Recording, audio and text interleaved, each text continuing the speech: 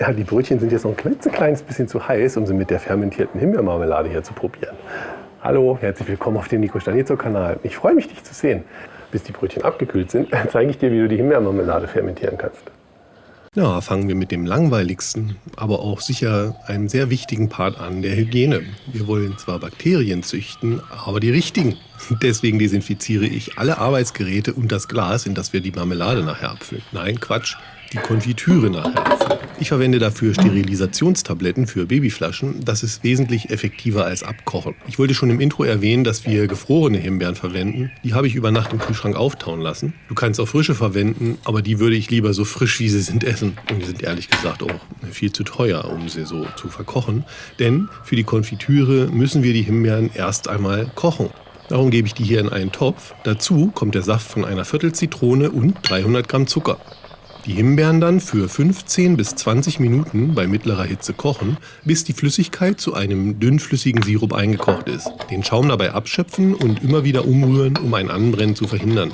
In der Zwischenzeit können wir schon 50 Gramm Zucker, also die kommen zusätzlich dazu, also insgesamt 350 Gramm Zucker, mit 8 Gramm Pektin verrühren.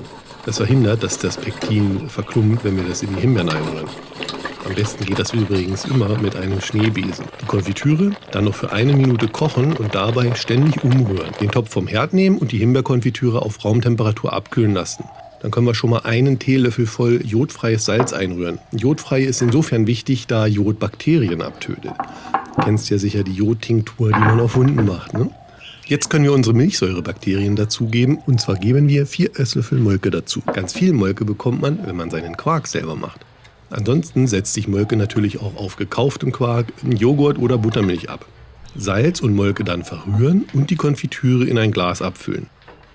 Wenn dir mein Video gefällt, sei so lieb und lass mir einen Daumen nach oben da. Wenn du meinen Kanal noch nicht abonnierst, weiß ich es wirklich sehr zu schätzen, wenn du jetzt meinen Kanal abonnierst. Dankeschön!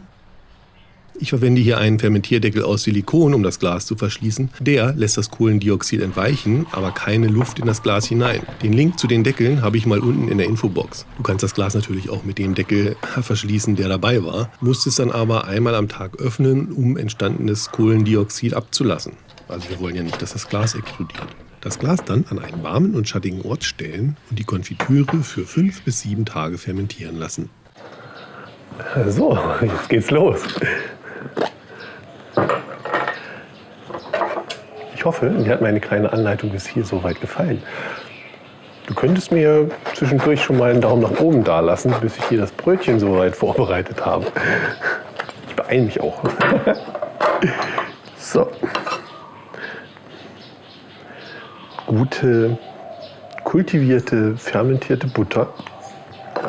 Fehlt nur noch der ultimative Aufstrich. Ich freue mich schon richtig doll, jetzt da reinzubeißen. Ob das gut geht?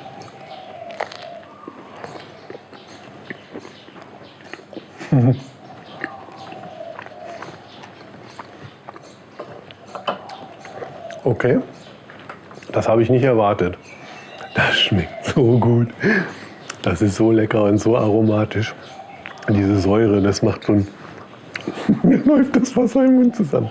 Diese Säure, boah, da zieht alles raus. Ja, das ist traumhaft.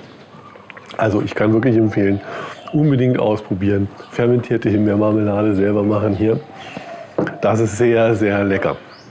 Das gesagt, ich genieße jetzt hier das Brötchen. Bedanke mich recht herzlich bei dir fürs Einschalten. Würde mich freuen, wenn wir uns im nächsten Video wiedersehen. In dem hier oder vielleicht in diesem. Oder in dem da unten, wo auch immer. Das gesagt, ich bin weg. Tschüss. Hier, Himbeermarmelade selber fermentieren. Das ist sehr lecker. Ich muss gleich nochmal abbeißen. Boah. Unfassbar. Das Aroma. Traumhaft. Tschüss.